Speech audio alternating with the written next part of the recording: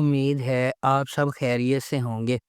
اگر آپ نے ابھی تک ہمارا چینل سبسکرائب نہیں کیا تو اسے ابھی سبسکرائب کر لیں اور بیل آئکن کو دبانا بالکل بھی مت بھولیں۔ آپ کا بہت بہت شکریہ۔ نمبر 9، نور جہاں۔ ایک قریبی رشتہ دار خاندان کے رشتے کا تجربہ ریگل اور کمانڈنگ نور جہاں سے ہوتا ہے، جس کی با اختیار موجودگی غیر متوقع چیلنجز لاتی ہے اور ان کی تقدیر کو تشکیل دیتی ہے۔ صبا حمید بحیثیت نور جہاں 3 بیٹوں کی ماں ہے۔ ایک جارحانہ اور غالب شخصیت کے ساتھ وہ ایک اعلیٰ طبقے کے خاندان سے تعلق رکھتی ہے اور اپنے بیٹوں کی زندگی کے لیے ہر چیز کی منصوبہ بندی کرتی ہے۔ کبریٰ خان بطور نور بانو مختار شاہ کی بیٹی ہے۔ بیرون ملک سے تعلیمی ڈگری کے ساتھ نور بانو اپنے آپ کو زیادہ سے زیادہ مراد کی طرف راغب کرتی ہے اور آخرکار اس سے پیار کرتی ہے۔ علی رضا بطور مراد نور جہاں کا سب سے چھوٹا بیٹا ہے۔ وہ فرما برداری کے ساتھ اپنی ماں کی ہدایات پر عمل کرتا ہے اور اس کے زیر اثر نور بانو کے ساتھ شامل ہو جاتا ہے۔ اس ڈرامے کو ARY ڈیجیٹل پر نشر کیا گیا۔ نمبر 8، خئی۔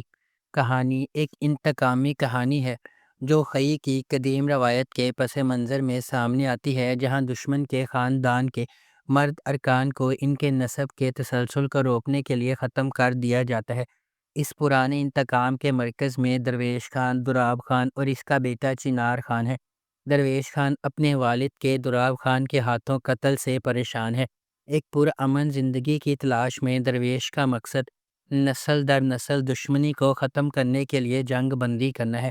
تاہم شکوک پیدا ہوتے ہیں اور دراب خان اور اس کا بیٹا چنار خان امن کے لیے درویش کے ارادوں پر شک کرتے ہیں۔ درویش کی حقیقی کوششوں کے باوجود امن کا پیغام دینے والے ایک مہربان انسان درویش کے گھر پر ایک جشن کے دوران واقعات کا ایک المناک موڑ سامنے آتا ہے، جس سے زمدہ اور اس کے خاندان کے لیے بے پناہ تکلیف ہوتی ہے۔ اس ڈرامے کو جیو انٹرٹینمنٹ پر نشر کیا گیا۔ نمبر 7، نمک حرام۔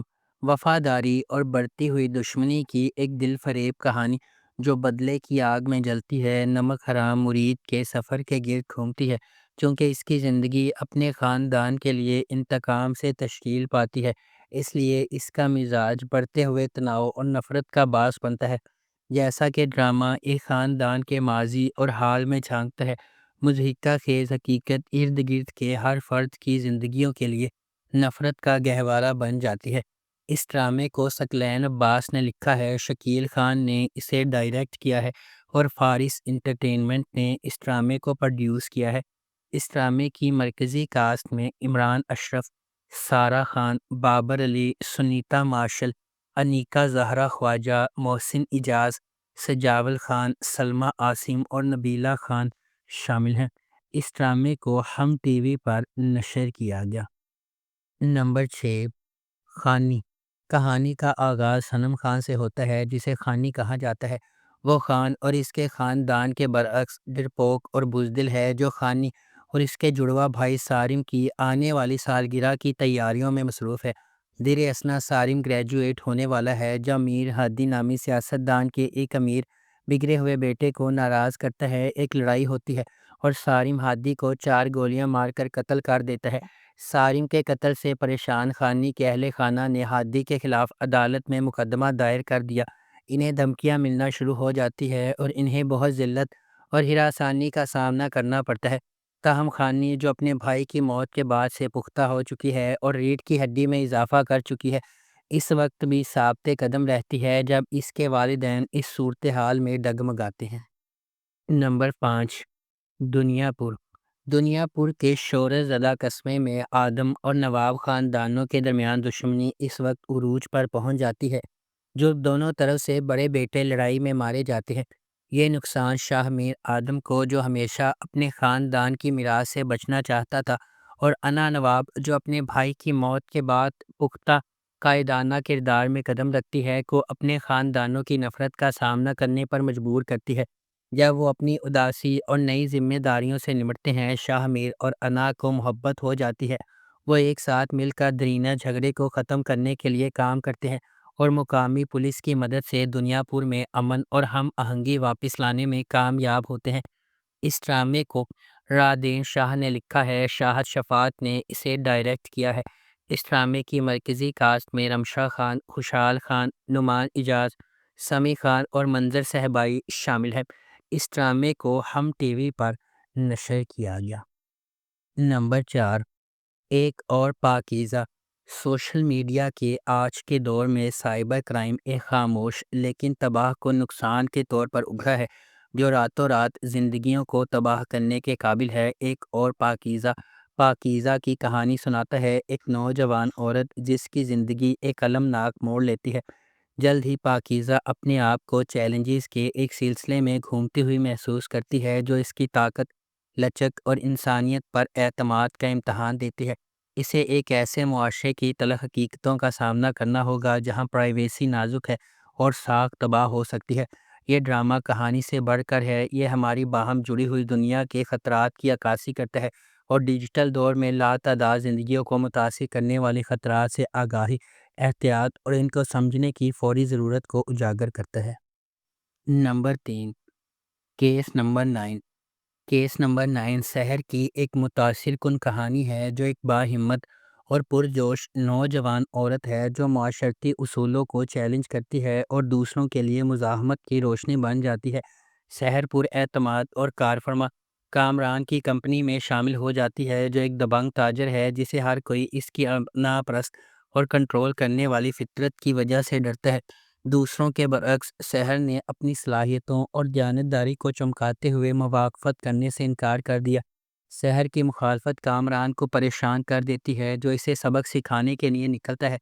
اس کے بعد شہر کا چھٹکارا اور لچک کا سفر ہے جب وہ اپنے راستے میں ڈالے گئے چیلنجز کو نیویگیٹ کرتی ہے۔ کیا کامران شہر کو سبق سکھانے میں کامیاب ہو جائے گا یا وہ اپنی اسکیموں سے اوپر اٹھے گی؟ اس ڈرامے کو جیو انٹرٹینمنٹ پر نشر کیا گیا۔ نمبر 2، اکھاڑا۔ اکھاڑا ڈرامے کی کہانی دلشیر اور ستارہ کے کرداروں کے گرد گھومتی ہے جو فیروز خان اور سونیا حسین نے ادا کیے ہیں۔ یہ دلشیر کی کہانی ہے جو ایک طاقتور پہلوان کا بیٹا ہے اور توقع کی جاتی ہے کہ وہ ایسا ہی ہوگا اور میراث جاری رکھے گا۔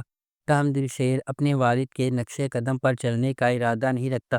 اپنی ابتدائی ہچکچاہٹ کے باوجود وہ ستارہ کے لیے اپنی محبت کے لیے اکھاڑا ریسلنگ رنگ میں شامل ہو جاتا ہے۔ وہ ستارہ سے اپنی محبت ثابت کرنے کے لیے خون، پسینے اور آنسوؤں سے لڑتا ہے اور اسے حاصل کرنے میں خود کو کامیاب بناتا ہے۔ اس ڈرامے کو شاہد ڈوگر نے لکھا ہے، انجم شہزاد نے اسے پروڈیوس کیا ہے اور ملٹی ورس انٹرٹینمنٹ کے بینر تلے اس ڈرامے کو پروڈکشن کیا گیا ہے۔ اس ڈرامے کی مرکزی کاسٹ میں فیروز خان، سونیا حسین، سرہا اصغر، ہنا آفریدی، کاشف حسین، شمون عباسی اور شہزاد نواز شامل ہیں۔ اس ڈرامے کو گرین انٹرٹینمنٹ پر نشر کیا گیا۔